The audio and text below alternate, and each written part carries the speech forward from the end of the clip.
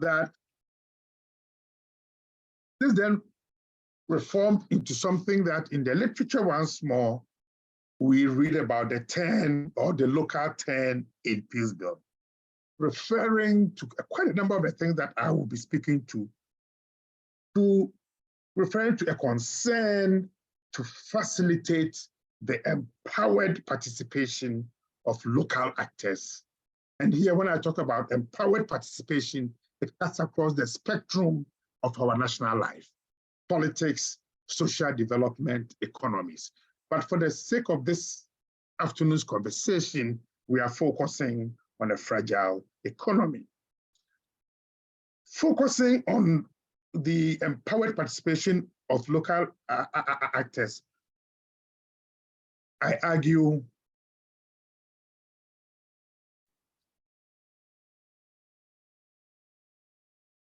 must be promoted in a manner that leads to culturally appropriate. Can you hear me, please? Yes, we can. Yes, we can. Yes. Okay, thank you. Will lead to culturally appropriate strategies for promoting stability. And I'm choosing my words very carefully, and I'll come to this. We are in an extremely dangerous, fragile place, not in terms of our economy alone, but in terms of our politics also, but certainly in terms of our social life.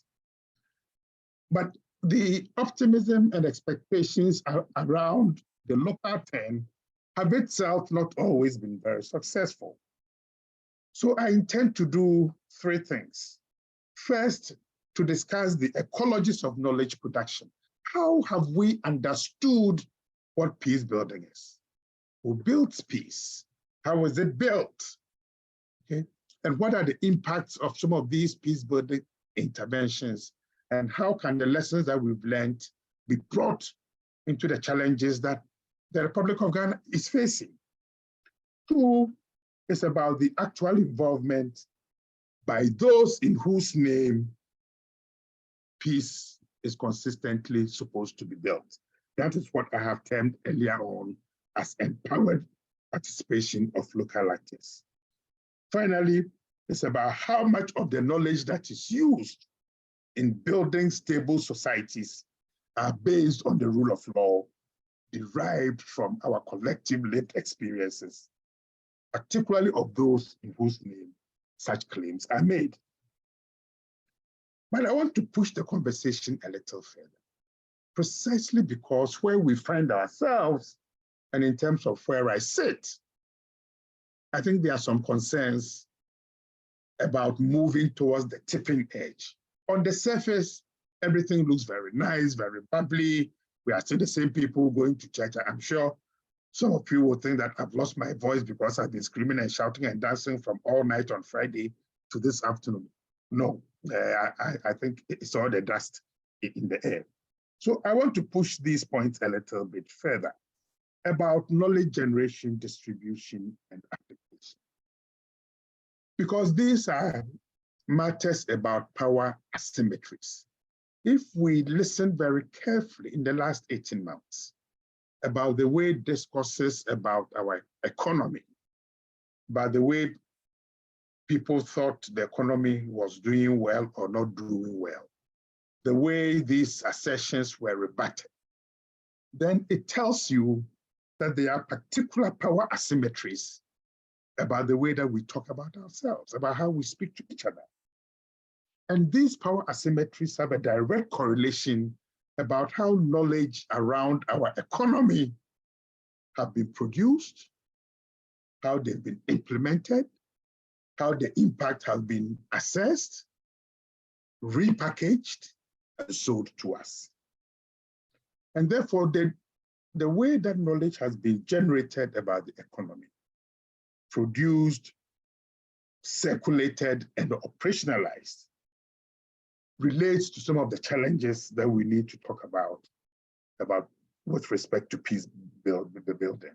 Because that, I argue, will create one of the first steps towards reversing the fragility that we are facing, hopefully having a direct and positive relationship between theoretical work and then practical, operational, hands-on implementation. So for today's lecture, I seek to highlight a few things. What does fragility mean? When we talk fragility, what are we talking about? A state that is fragile, or one whose economy is fragile, has several attributes. And such fragility may manifest in various ways. Some of the common attributes of state fragility may include the loss of fiscal control of its territory, or a monopoly on the legitimate use of force. So you look at the 6 northern regions where I have traveled and come from. You look at Boko in particular, Bani, Accra, Dollar Power, Tripoli. There are lots of areas in this country where state presence is very small, or even when it is very weak. The erosion of legitimate authority to make collective decisions. I mean, when collective decisions are made, implementations are very different.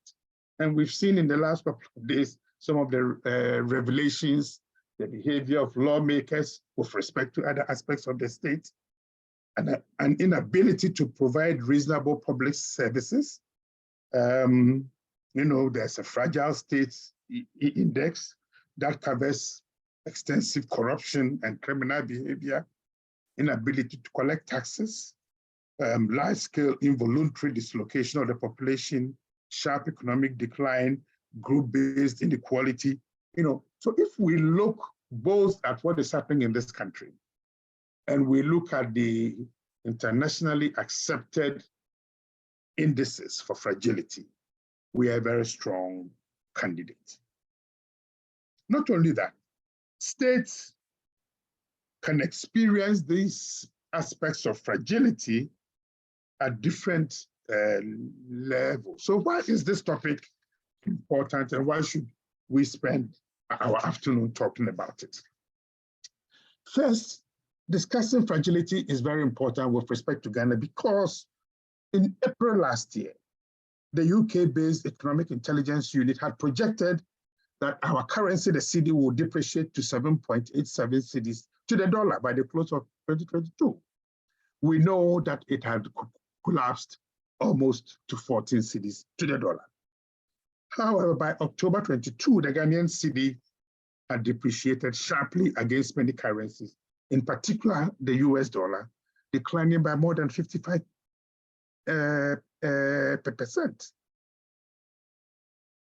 The end result is that at the end of last year, the Economic Intelligence Unit characterized Ghana, quote, as being at high risk of debt distress. The decline of the cedi undermined previously projected economic outlook. According to the African Development Bank, quote, Ghana's debt shot up from 76.1% of GDP in December 2020 to 77% of GDP in September 2021. And as such, classified the country as being in the category of high risk of debt distress. Consequently, both the EIU and the ADB concluded that as a result of the unexpectedly high and continual depreciation of the cedi, which is continuing now, quote, public dissatisfaction over worsening living conditions due to high inflation, and here I underline it in my work, will spare sporadic unrest. Third, in a survey that I undertook in the 5 northern regions in December 2022, having spoken to almost 1,400 people and using the Kobo survey instrument to disaggregate their results, the results paint a picture of majority respondents, almost about 70% of them being of the view that over the next 6 months, Ghana's economy will continue to remain either unchanged or could be or could be bad or very bad.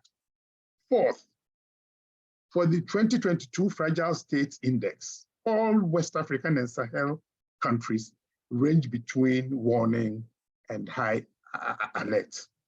Fifth, in discussing this topic, we need to be conscious of how knowledge about peace building in particular is generated and how that knowledge does not always reflect the needs, interests, and perspectives of stakeholders in countries like Ghana.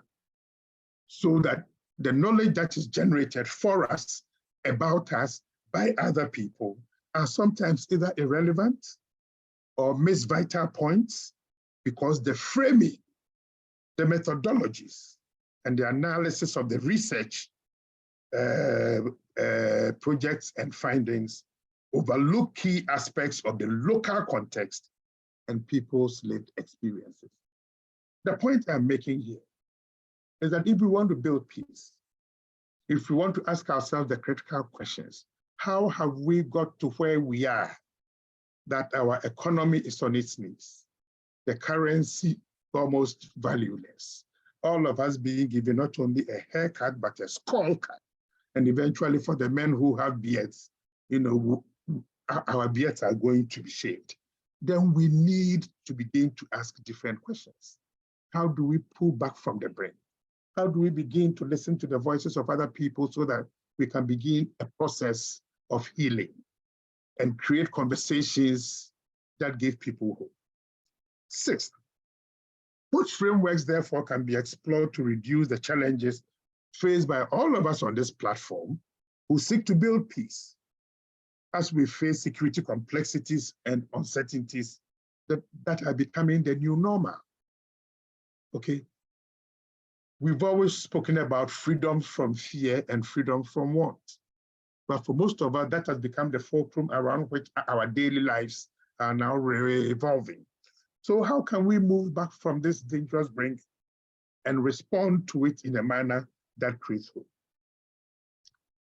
This is important because we know that with conflicts now displacing 1 out of every 110 people on this planet, creating an ever-growing need for peace builders, getting peace building interventions right becomes an ever-growing imperative, and certainly for the Ghanaian even more so. For the Ghana case, there are many instances where the manner in which we've intervened in our economy, and we have intervened to pull the country back from the brink, also generates counterproductive policy outcomes, as the case in Ghana shows. The multiple and complex nature of fragilities in Ghana, spanning our politics, the abuse, the threats, the use of violence, of vigilantism, and now vigilantism has transformed into something much more dangerous. It is not inter-party anymore. It is intra-party, because the allure of power has become so sweet that even within the parties, people are prepared to hurt each other to get access to power. Now, therein lies the challenge that we are all facing. If you are prepared to hurt your own party member so you can win, or so you can be elected to stand on behalf of the party, what will you do to the people on this platform were you to win power and we were to raise our voices against something that you have done wrong? So when we are talking peace building, when we are talking about getting people around the table to be able to say, look, how do we pull back from the brink? How do we ensure that we can engage in a conversation that looks at the lived experiences of the people that you seek to? That is increasingly becoming such a crucial aspect of our daily lives. In looking at the complexity of fragilities in Ghana and the diversity of our state and the non-state actors, we need to recognize that multiple actors deliver political, economic, and security governance in a way that suggests that we need a rethinking about the concepts and approaches that we use in dealing with the economy.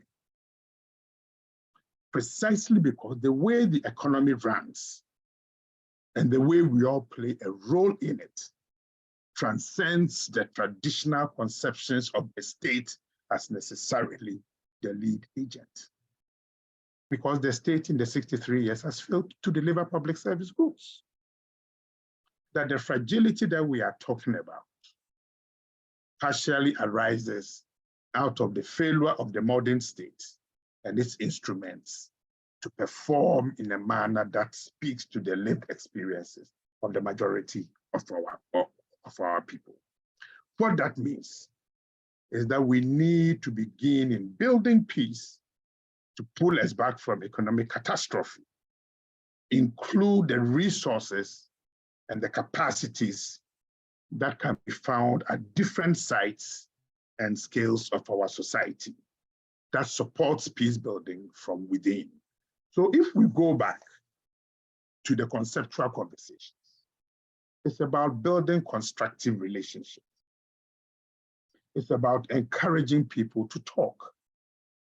It's about implementing and creating and sustaining peace.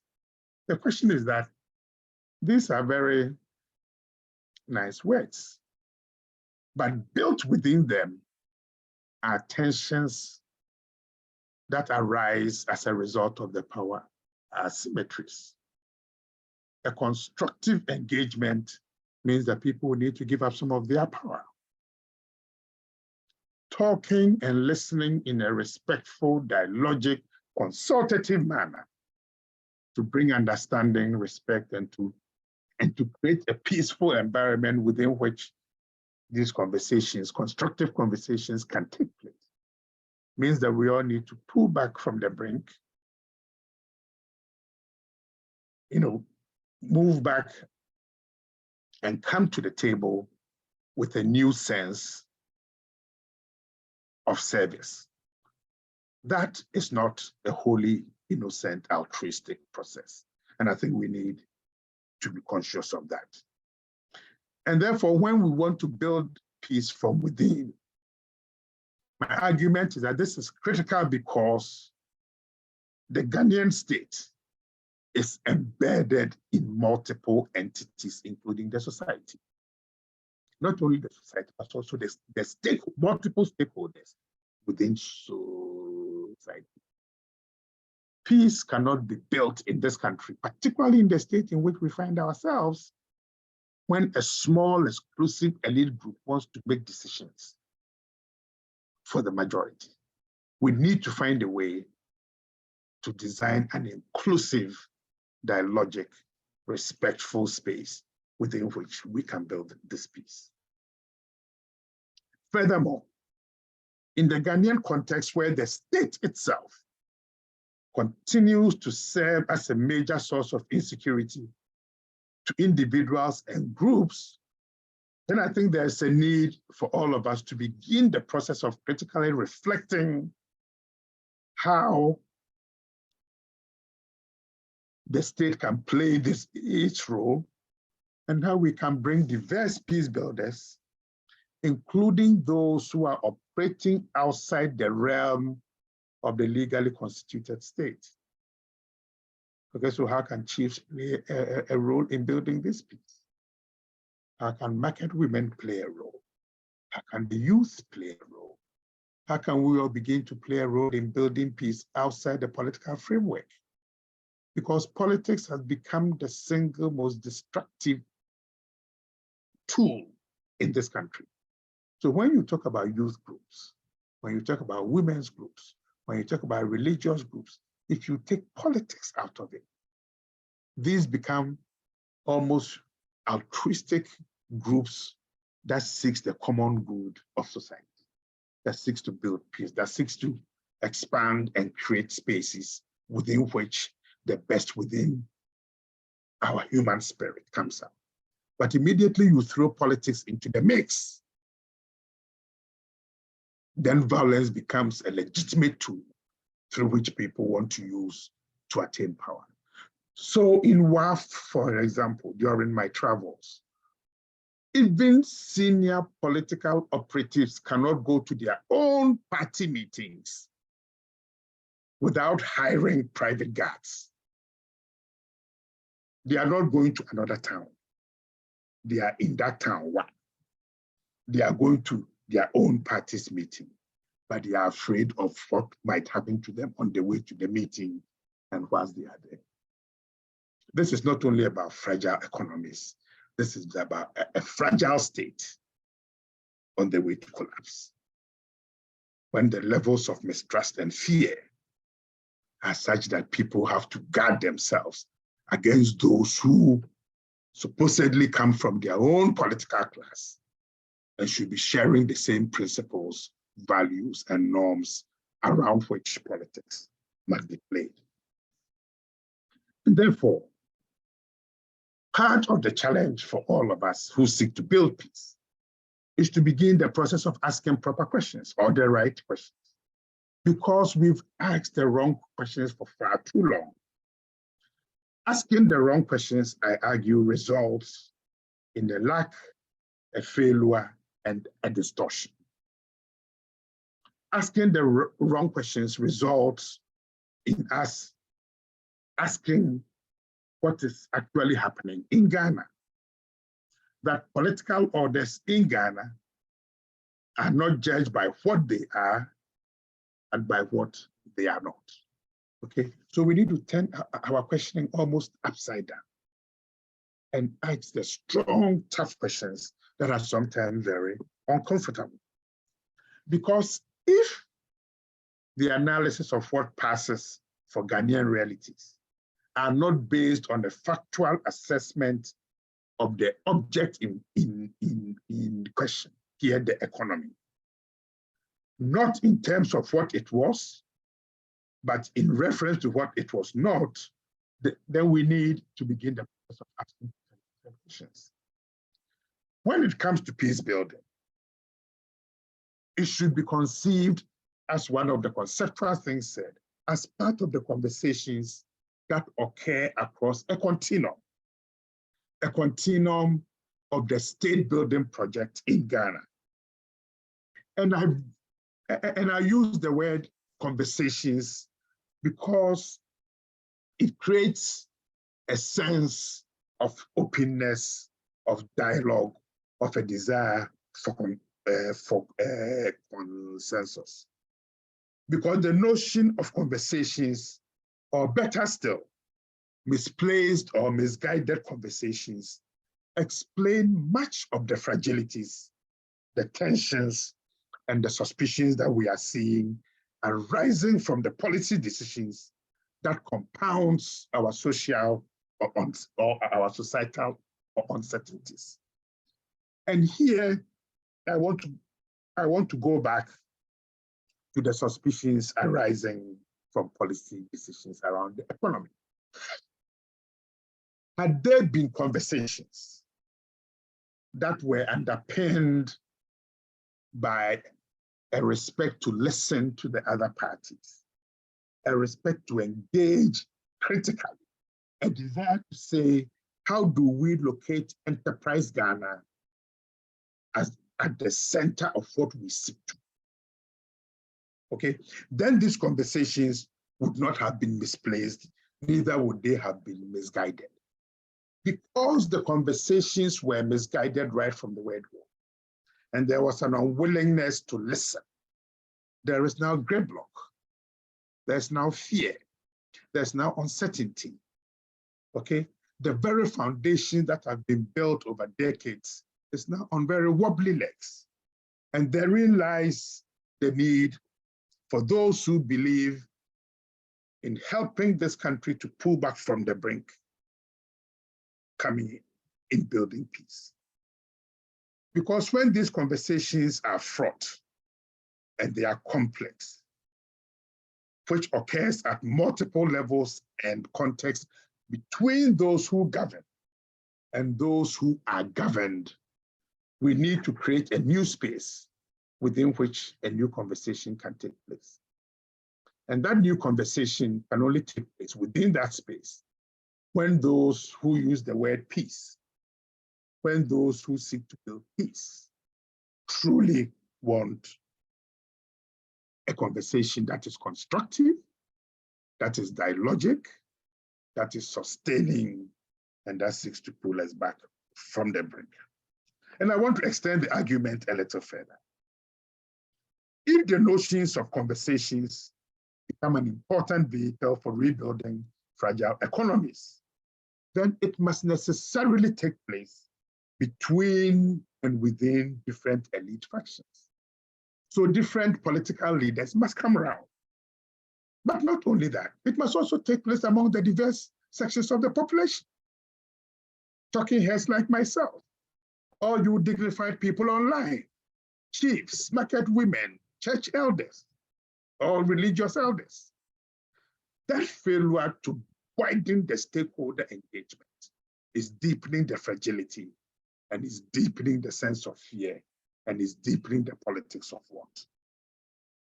Peace building, therefore, and the interventions that can arise out of it would do well to return to the conversations that led to the fragilities in the first place. Right now, when we talk about fragile economies, and we talk about haircuts, skull cuts, and beard cuts, we are going nowhere until we go back and say, how did these conversations start and how did they get diverted? We cannot build peace on wobbly legs or on false assumptions. Any endeavor, therefore, at peace building must seek, I argue, to the conversations that led to the misunderstandings and the unresolved contentions that generated and contributed to the initial disagreements, resulting in the fragility that undermines and threatens the state building and national integration project in Ghana. Right now, the integration project is on very wobbly legs. So, Chair, I have just a few more points to make because the essence of the whole show is in the conversation. Peace builders, I argue, must seek to understand their potential contribution as being in creating spaces for conversations and constructive dialogue with an array of prevailing sociocultural, political, and historical conditions. But how can this be done? Do we need some peace building ideas taken from somewhere, brought in straight jackets to us? My argument is no. And therefore, I have developed something that I call adaptive hybridity. Adaptive hybridity basically seeks to build peace in a continually negotiated political process that needs to be dynamic, conflict sensitive, locally grounded, to capture the entrenched interests as well as the changing realities in a country like Ghana. The realities are ever changing very quickly, sometimes relatively peacefully, but increasingly with violence as the driving force, or the use of violent language and the threats of using violence. The benefits of focusing on and listening to different stakeholders in peace building is that it allows for a context-specific approach to tackling the issues that have an impact on our communities, on our partnerships, and on local ownership. Right now, there is fear. The economy, is just not moving anywhere very fast. Okay, all our investments, we are not sure. And that creates fear, that creates uncertainty, that creates anger, that creates bitterness. There's a sense of, so what have I worked for all these years? Okay, when we talk peace building, we need to be nuanced in how we want to use such a framework in pulling us back from the brink. Therefore, a critical fulcrum around which a nationally adaptive hybrid peace building must be implemented should not only involve making domestic organizations follow the priorities of international actors, because the IMF certainly is not our friend, and the World Bank is certainly not our friend. Instead, it should enable us to have the freedom to apply our local knowledge to meet the needs of our population. So, Chair, let me conclude. In the introduction, I questioned how knowledge is generated and the extent to which where elite groups and those who are governed, contribute to this conversation. In the paper itself, which I'll give to Shika to share, that I talked about two things: our capacity to reflect ethically based on our position, where we stand today. Why do I say this? More often than not, when we are in power and we have access to the instruments of the state, we forget to use ethical reflexivity in showing empathy and understanding to the people who have voted us into power. And therefore, in building peace, I seek and I argue for an ethical reflexivity of our positions that seeks to bring a more nuanced, sensitive understanding to how fairly, sometimes sophisticated, policy or options can also have unintended impacts. Reflexivity, therefore, is about our self-awareness. Self-awareness of the policy makers, their positionality as knowledge producers, and the recognition of the unequal power dynamics between those who wield power and the citizens that they seek to govern. So what is the way forward? The empirical utility of discussing Ghana's dangerous economic fragility and how peace building can resolve the growing tensions, I argue, is a useful case because states can and often do develop in functional ways that can generate tensions. Furthermore, to fully appreciate these dynamics, peace building must be substantially grounded in the socio-political circumstances, the histories, the relational networks of particular places. We need to be sensitive when policies are made, but they are made in a manner that sometimes have unintended negative consequences. But when that policy becomes a nationwide catastrophe, then there's a need for particular carefulness, because when a majority of your citizenry are unhappy, are afraid, are uncertain of what will happen the next day, that becomes dangerous. Such an understanding moves beyond the received historiographies that shape the conditions of how states function. We need to challenge and raise questions. Is this how states must function? Is this how we want to be governed? Can things be done differently? Asking counterfactual questions, but also bringing suggestions and solutions onto the table is key. Therefore, in Ghana, it is the multiplicity of actors that communities rely on for the provision of development. It is not only the state.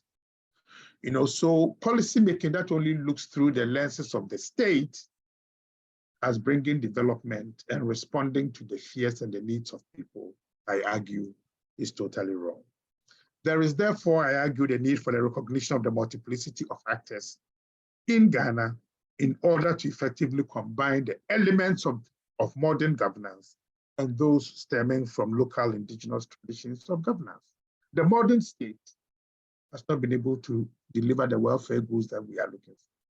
We need a much more sophisticated hybridity to be able to tap into the potentials of the citizenry of this country. What we are faced with is how to integrate the two systems more effectively in order to better deliver economic and other forms of security to citizens. It is important to search for new ways of generating mutual accommodation of state and traditional systems so as to create new forms of governance opportunities for peace building and also for state building.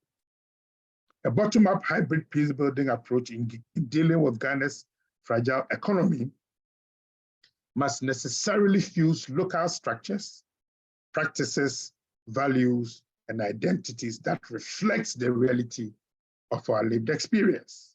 What I'm calling for is a bold effort at recentering our understandings and discourses around the vernacular understandings and agency of people and groups. If we were to play a game right now, what is peace building in our local languages? If I had the time, I would have taken 5 minutes of your time. Tell me, what is peace building in your local language? We need to bring these conceptions and vernacularize them so that people understand when we speak. All the fancy public debt, private debt, restructuring, blah, blah, blah. Somebody should say it in Twi, Dagbani, Hausa, and let me hear.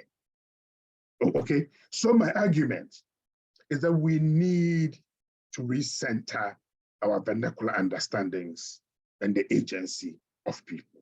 That underscores the need for and importance of the recognition of the complex array of forms of governance across this country, often articulating in widespread social values and practices and ways of understanding ourselves. The crucial question, therefore, concerns how to identify and reinforce forms of local agency that builds peace, fortifies social justice, and promotes inclusive politics.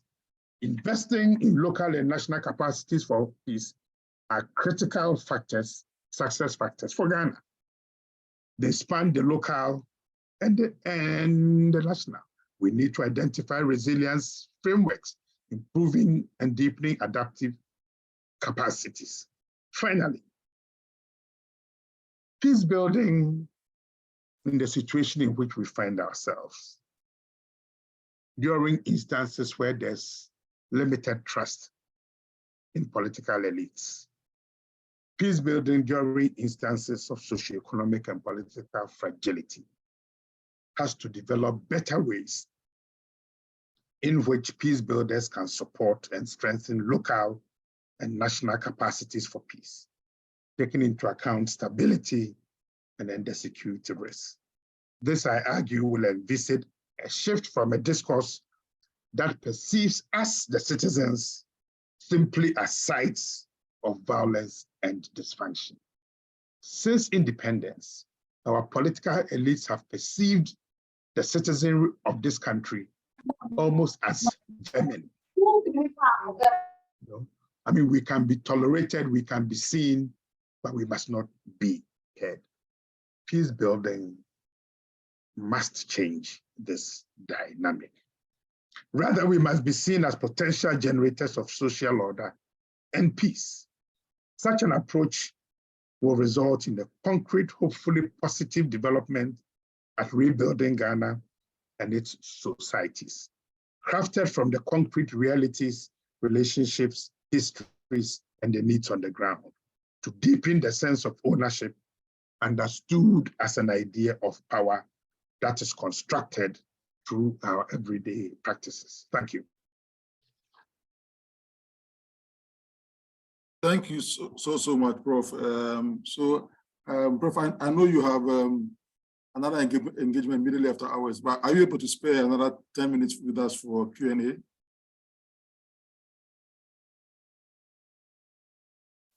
Hello, Doc. Hello, Prof. Yes, I think I can stay until 6:15. Yeah. Oh, okay. Thank you so much. Fellow Rotarians and guests, 10 minutes, let's take about 5 questions, and if we have time, we'll see what we can do. So, fellow Rotarians, let your questions flow. Let's take 5 questions.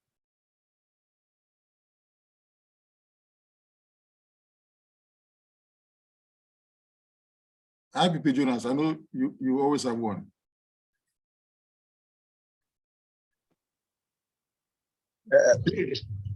Thank you very much, RP, Albert, Prof. Thank you for the very wonderful delivery. I see your basis. Generally, the solutions you have proffered aligns from a basis that there is a conflict. So we should adopt a kind of a conflict resolution approach. Where did we get here?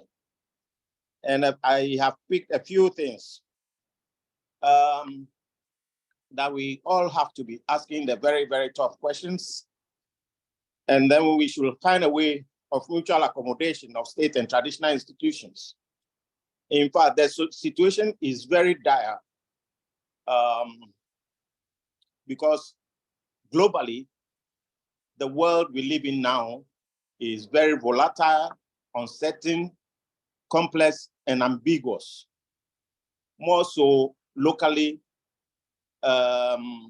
which was accentuated mainly by COVID, and locally we have this distract within our political framework. We are really at the brink, like you said, Prof. I think most of the solutions you proffered, if our leaders, our thought leaders, our political leaders can take the step of assessing, accommodating all the spheres, all various stakeholders within the economy to sit down and find a solution, we would really be, if we don't take time, we'll tumble. Mine is not a question, just a few thoughts that I picked from Prof, who I know is very vociferous on these matters, and I thank him for the wonderful, wonderful area that I positioned the talk. Thank you, RP. Thank you, RP Jonas. Thank you so much. Pipi Sawa.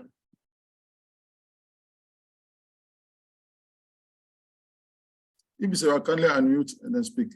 Sorry, thank you very much, Mr. President. My question is actually to Doc.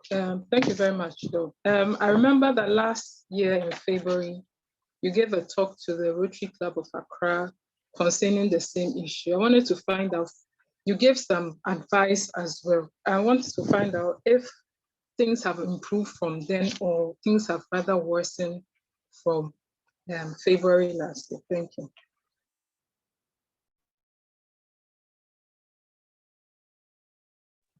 Hello? Yes, thank you, Mr. So over to you, Prof.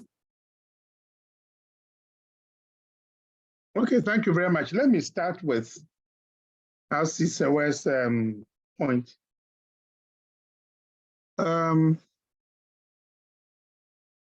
If advice is not framed from Washington, London, Canberra, Tokyo, Berlin, or Amsterdam, it is not accepted nor respected. The last time I tried to give advice, and I remember this very well, 7th July at 5:45 p.m., I was on my way to Elmina. I got into Anumabo. A minister called, threatened me to get me sacked from the Kofi Annan Peacekeeping Training Center. I basically told him to go to hell, and I still insist very strongly. So if I base my answer as to what has happened since February 2022 on the survey that we undertook in the 6 Northern Territories. And this is the survey result here, close to 100 closely typed pages. I think things are progressively bad. Progressively. And I deliberately did not want to use quote from a Ghanaian scholar because that may be misconstrued. So I've cited African Development Bank and the Economic Intelligence Unit. When you have these two organizations basically expressing this deep concern about the collapse of the economy, and even their assessments being overrun by probably 300%. that raises a bit of a concern as to whether advice can be taken, and if they are taken, the extent to which they are taken seriously. And I think for most of you who have bonds with private investment companies, your advisors have shared with you the ding-dong processes of promises broken, promises given and not fulfilled. So, Madam Sewa, no. I feel that the space within which I have to contribute and to make my voice heard is increasingly closing. So, yeah, I mean, we should all, for those who believe in a stronger being, let's pray. But things are much better. The first contributions, yes, mutual accommodation is the way forward. We need to change the language of engagement. I always tell my students this. When Ghana got independence, our population was slightly larger than that of Denmark. Denmark's population still is about 6 million, 6.5 million. We are almost for 33 million. What that means in practice is that while the Danes have managed to, and Denmark doesn't have a river, their biggest single resource are their citizenry, and the pigs and the butter and the dairy products. But how come it's the fourth most wealthiest country GDP to population? It means something is being done right. There's a consistent mutual engagement amongst different facets of the society, which I think we need to understand. Yes, global dynamics are very difficult. You know, I mean, we spoke about the Russian-Ukrainian war impacting on us so much so that the Russians had to issue a statement to say, but that's not true. You don't actually trade with us. Now, when you have another sovereign state issuing statements to contradict the narrative of another sovereign state, that creates a sense of mistrust. And I think we need to be careful how those who lead us want to spin information in ways to gain sympathy. Because thanks to social media, it's fairly easy to get access to information, though the issues of fake news are always present. So we need to pull back from the brink in terms of the mistrust in our politics and begin this politics of accommodation, of being a bit more tolerant. Will there be conflict? Is a natural part of human engagement. So there'll be misunderstandings. And we know even from the domestic side, you know, that occasionally there are tensions, you know, voices are raised, blah, blah, blah. But the way we are going, I'm very concerned. But I think these conversations help all of us to learn from each other, and hopefully to encourage each other to do what we are doing, trying to nudge the country in the right way. Because look, we don't know how to swim. Most of us don't speak French, probably with the exception of Shika and a few others.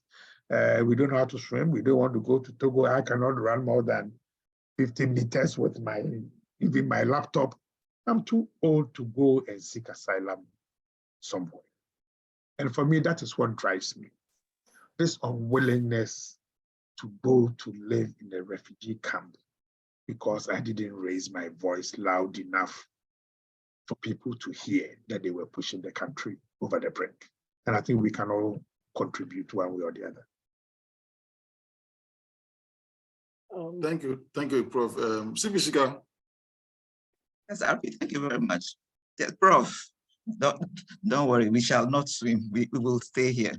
My question is that at the beginning of your presentation, you mentioned a few structures of peace building, and one of them was the process of encouraging people to talk. Can you kindly outline one or two of those processes so that even though the situation may not be what we want, but we can start encouraging ourselves to talk if we knew what the process is? Thank you. No, thank you very much. And certainly thank you very much for assuring me that we are not running anywhere so soon. No, talking, which in the paper also classified as conversations, is that they occur, I argue, along a continuum. You know, and I think the notion of conversation or talking is important because it is when we lost the capacity to talk, to converse, to listen to each other, and to show respect for alternative views, and to have the patience to listen to alternative views. That is where the talking became misplaced or misguided. So we need to ask ourselves very simple questions. When, where, and how did the politics of mistrust begin? Did it start in the 60s? Did it start during the independence period? Because were we to be patient, we will understand where the talking or the conversational process went off the tracks. We know, for those of us who focus on political violence, that it started around the 54-53 period. And because we don't have an honest attitude to pulling back from the brink in terms of violence, we haven't done anything around political violence. Now it has transformed and transmutated into something else. So we can begin this exploratory search.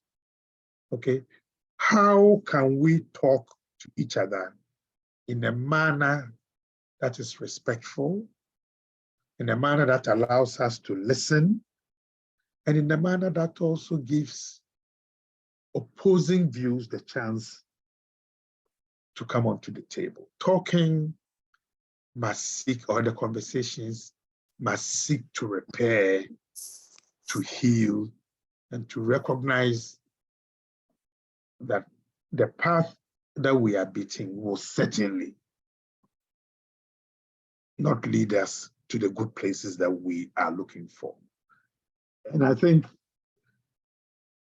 if we recognize that respooling the talk is a long process, and that we need to encourage those who are interested in it, then I think we will begin the process of repairing relationships, but also building and strengthening the institutions that we need in a democratic transition.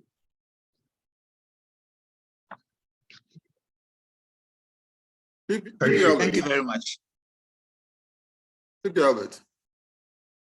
Yeah, thank you, Return President. Doc, my question to you is like a question and like a concern at the same time. Is it that those we have in leadership positions, is it that they don't care, they are oblivious of what is going on, or they have some grand scheme or agenda that we don't know of, that they don't seem to like listen to any advice that is given to them? Thank you.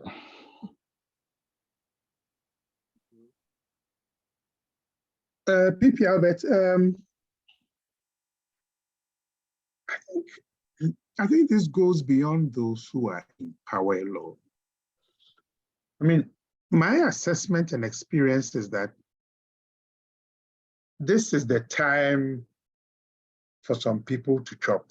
So others are waiting for their people and their time to come.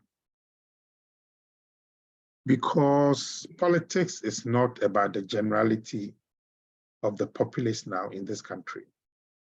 Politics is about the clan, the ethnic group, the family, a few old school friends, and then the scraps are thrown to the public in the hope that it will keep us quiet.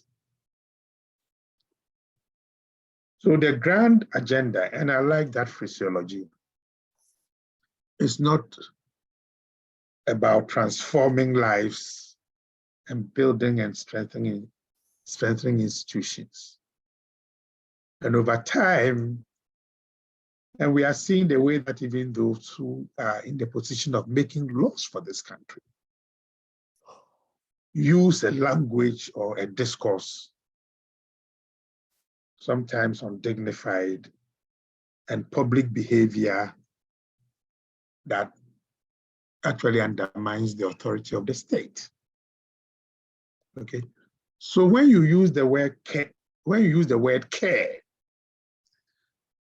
I think that is such a positive, heartwarming word that would have served as well were our leaders to show a bit of empathy in terms of their public utterances, in terms of their behavior. Look, I lived in Denmark for several years, and it doesn't take any difficulty for a prime minister to say, look, I'm terribly sorry. I told you I would do this 10 months ago. I think I was wrong. I didn't have all the information, or I misinterpreted the advice given to me, so please forgive me. The Queen of Denmark last year, I think, decided that, look, things had changed. She stripped her own son and her grandchildren of their royal titles. There was a lot of hula baloo. She came on television and said, look, I'm really very sorry. Maybe we ought to have discussed it a little bit further, but I think the decision I've taken is good for the sustainability of the royal house. Here we don't apologize. Even when we've made a mistake, there is this conception that elites have a right to ram their wrong policies and ideas down the throats of citizens. And that if you speak and you don't speak well, I will deal with you. And it's not only politicians, we all do it. That we think it is our right when we serve, actually to also be served.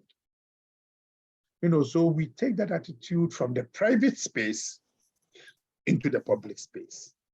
And I think the conversation this evening is about trying to change the discourse, the public behavior, and to say we come into public service precisely for that, using the instruments of power and authority to improve and to transform people's lives and society.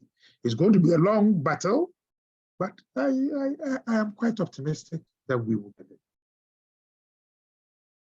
Thank you. Okay. So we'll take the last question and then. I think that will be me. Yeah, please introduce yourself. You are using a phone number, so tell us your name. All right. My name is Isaac Deborah.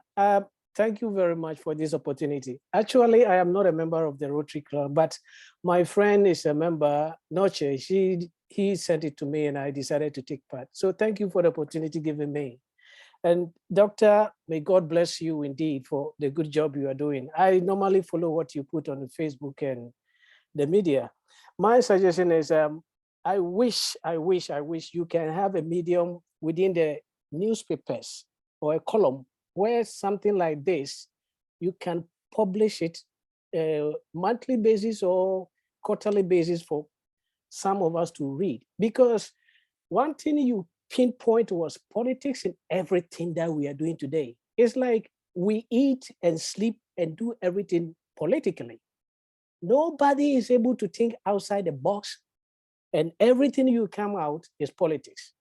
The media houses have become divided between the political parties, and each and every political group has its own media conglomerates who are working for them, leaving the ordinary person just skimming through all this and then reacting to what they read. So I wish there will be a provision for that, where a neutrality like what you have presented to us will come to us all the time or frequently for some of us to read it and then see how best we can do it. Because as I can see it, it is very, very, very difficult to take the politics out totally. We go to church, it is politics. You go to the chief's palace, it's politics. You go to the market, it's politics. The unfortunate thing is that you said that we don't listen. Bear in mind one thing, sir. People that we hold in high esteem in Ghana who should speak for us to listen are politicized everything they say. For example, former economic minister came on television and a figure that I had, and he was telling Ghanaians that we have been given $6 billion for COVID relief. And I straight away sent a message asking him, when was that money sent? Look at somebody who is a former economic minister, and you are giving us this lie, whereas the right figure was $430 million. You have the right to speak. You have the right to criticize. Can they please come out with the right information, right analysis, and give us the right figures so that we don't have to ramble here and there and then argue among ourselves? That is one of the things, the reason why people fail to listen to people who, when they speak. Because like you said, we should hold such people in high esteem. We should respect what they say, and we look up to them for such vital information. How do we take the politics out of from the politician? That's my question. Thank you. So that will be our final one. So, Prof, that's our last one. Yes. Okay. So thank you very much. Let me speak to Isaac and then give my thanks also. Isaac, I think you are right. I mean, you see, politics must be about principles, values, and norms. Politics must be about shared ideas and a consistent dialogic engagement to ensure that we are all working in different forms and shades and speeds at serving the people who have put us in power. But I think we have reached this point where the people don't matter. You know, whatever we do, 4 years will come, we will throw something at them. We will flout the Constitution and open TV stations, radio stations, newspapers, and they will parrot what we want to say. You see, when politicians behave the way they do, they are not only lying to us, they are telling us they don't respect the Constitution. One of the things that people forget is that when you disrespect your Constitution, then you don't have any business being within the political space. Because when you disrespect the Constitution, armies are trained to protect the dignity of a Constitution. And I've said this several times last year, that the manner in which our political elites are behaving in West Africa have left a sour taste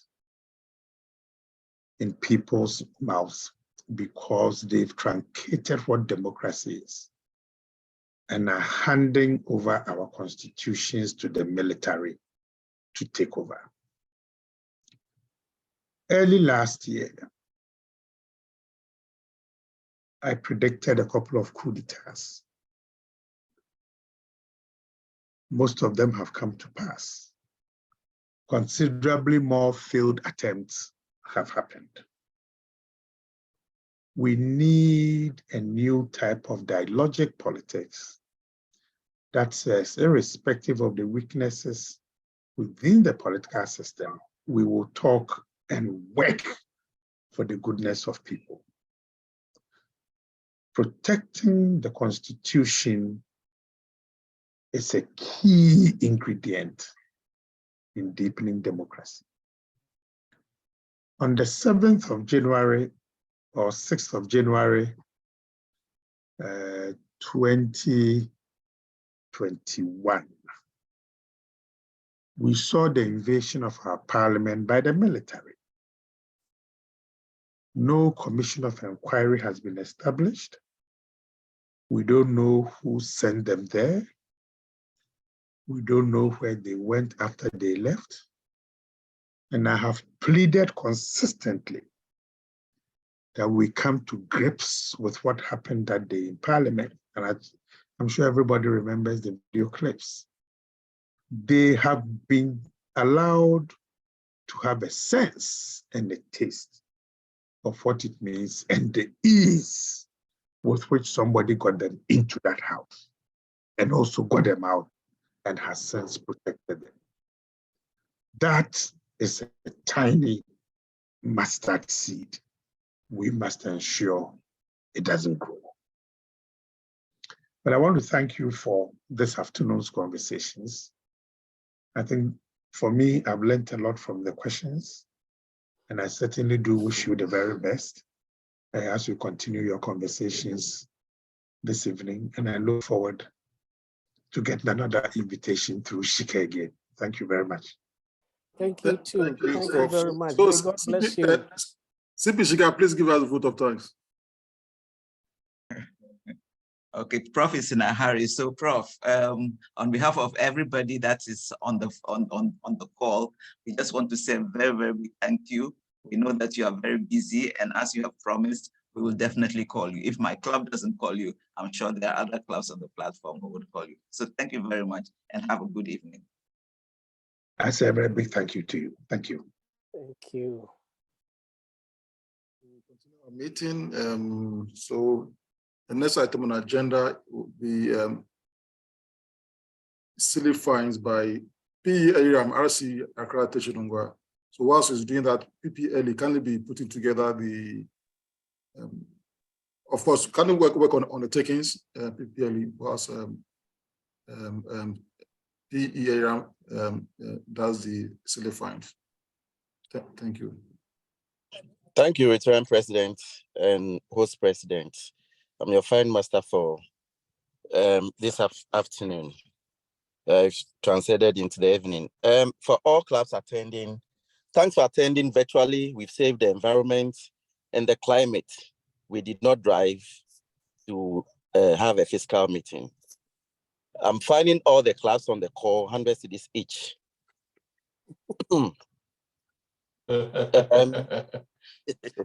For saving us time, for no announcement and apologies, each club 20 cedis each for saving our art space, wasting the art space.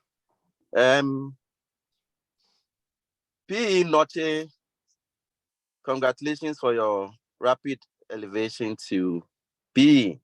I find you 100 cedis for the rapid elevation. All PNs who were elected, 50 cedis each, and congratulations to being PNs. Not naming devices properly. IPP in the URAM, Rotarian Gertrude, Spintex, PE Noche, 50 cedis each. All of us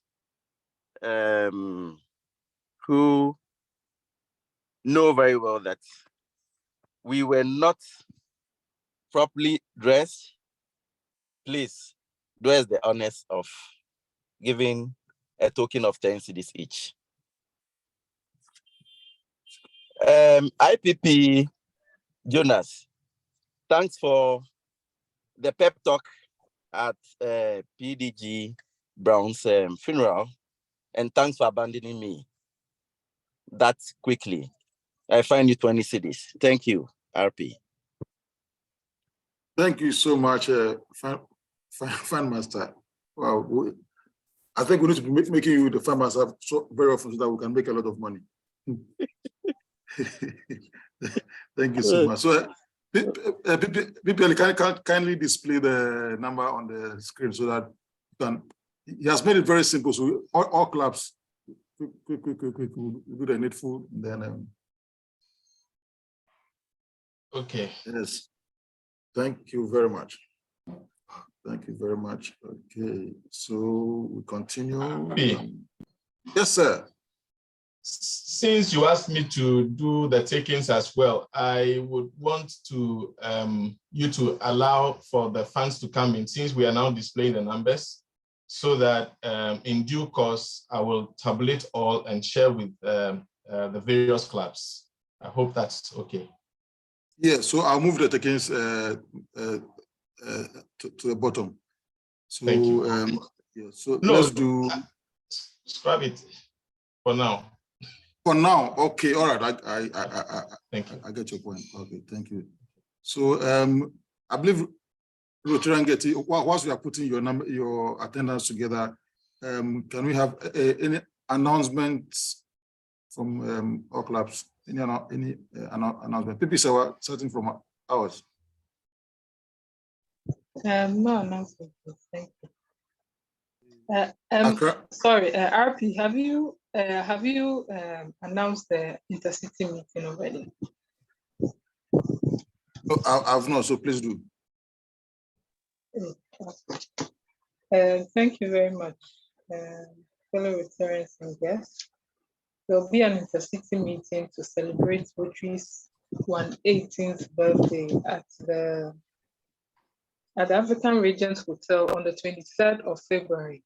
The time is 7:30 a.m. Please, fellow Rotarians, let's take notes of the time, 7:30 a.m. So the rate is 156.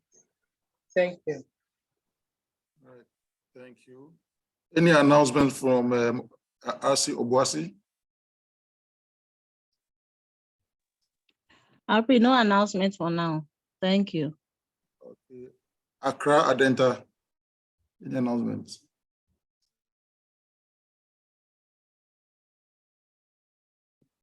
Okay. Accra Teshinungwa.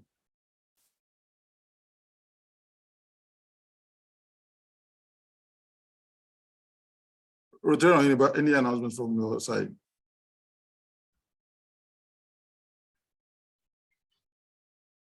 Okay. All right. Thank you. So, return, Katie, please, are you ready with attendance? Yes, Alfie, I'm ready. Thank you. Please go ahead. Thank you. We have 9 members representing 36%. We have 37 visiting Rotarians in no particular order, in the presence of PAG David, RC Accra South, IPP Beta, RC Accra Airport City, PA Anita, RC Adenta, PA Eram, RC Accra Teshinungwa, BN Nketia, RC Accra Teshinungwa, RP Etel, RC Tema Meridian, RP Irene, RC Accra Morning Tide, RP Kofi, RC Adenta, Rotarian Adults, RC Accra, RC Airport City, Rotarian Edith, RC Accra Adenta, Rotarian Francis, Rotarian Lizzie, RC Accra Rich, Rotarian Ohiniba, RC Accra Teshinungwa, Rotarian Telma, RC Ring Road Central, Rotarian Gavin, E-Club of Ghana, Rotarian Lambert, RC Adjurengano, Rotarian Vida, RC Accra Teshinungwa,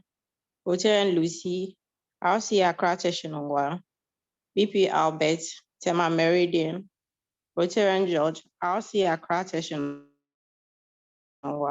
AG William Ofori, RC Accra, Rotarian Hector, RC Adenta, IPP Pinto, RC Cape Coast Central, Rotarian Letitia, RC Accra West, Rotarian Mauto, RC Adenta, Rotarian Senyo, RC Accra Teshinungwa, RP Vic, RC Accra Teshinungwa, DG and Mami, Accra East, Lady Rakia, RC Accra Legon East, Rotarian Party Love, RC Sunyani Central, RP Andrews, RC Accra East, Rotarian Richard, RC Osu at Oxford Street, RP Elise Ham, RC Obuasi, Rotarian Kwesi, RC Winneba, Rotarian Mauli, RC Accra Teshinungwa, Rotarian Fresh, Accra Airport City, IPP Neram, Accra West.